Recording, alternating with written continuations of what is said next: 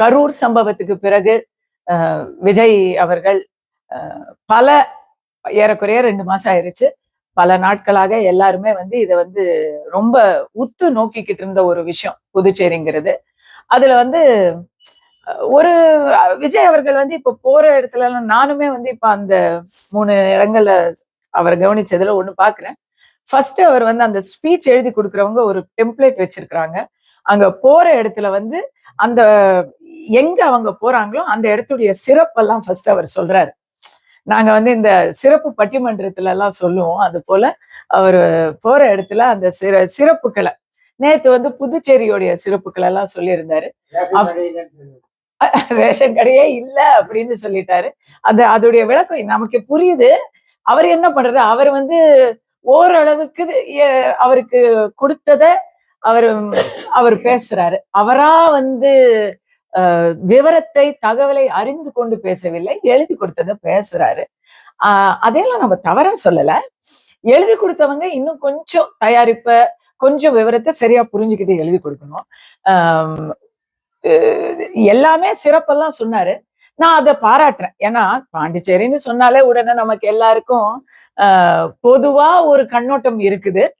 அந்த கண்ணோட்டத்தை தாண்டி இதெல்லாம் சிறப்புகள் இருக்கு அப்படின்னு அவர் பட்டியலிட்டாரு. அதை நான் பாராட்டுறேன். மற்றபடிக்கு அந்த சிறப்பு எல்லாத்தையும் சொன்னவர்.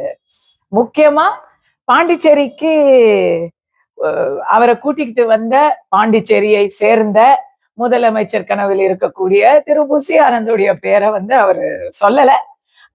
ஏன் சொல்லல அப்படின்னு தெரியல. ஒருவேளை அது பாண்டிச்சேரியோட சிறப்பு இல்லை அப்படின்னு நினைச்சிட்டாரா அப்படிங்கிறது எனக்கு தெரியல.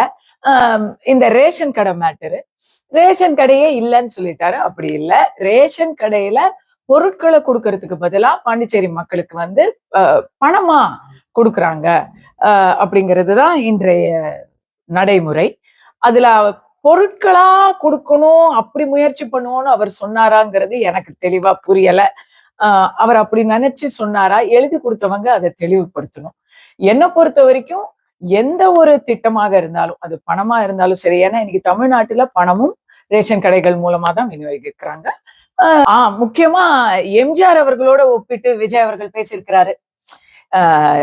தமிழ்நாட்டுல 1977 ஆட்சி அமைக்கிறதுக்கு முன்னாடியே இதுல கொடுத்திருக்கிறாங்க, பாண்டிச்சேரியில ஜெயிச்சிட்டாங்க எம்ஜிஆர் அரசு, அதிமுக அரசு ஜெயிச்சிருச்சு அப்படின்னு விஜய் அவர்கள் பேசியிருக்கிறாரு. ஆனா விஜய் அவர்கள் எம்ஜிஆரோட தன்னை ஒப்பிட்டுக்கிறது வந்து எல்லாருமே எம்ஜிஆரை பத்தி பேசிதான் தமிழகத்துல அரசியல் பண்ணுவாங்க. அவர் எம்ஜிஆரோட வந்து கம்பேர் பண்ணும்போது நாம ஒரு நினைவூட்டல கொடுக்க வேண்டி இருக்குது. எம்ஜிஆர் அவர்கள் பாண்டிச்சேரிக்கும் முன்னாடி திண்டுக்கல்லுல இடைத்தேர்தல்ல மாயத்தேவரை ஜெயிக்க வச்சாருங்க.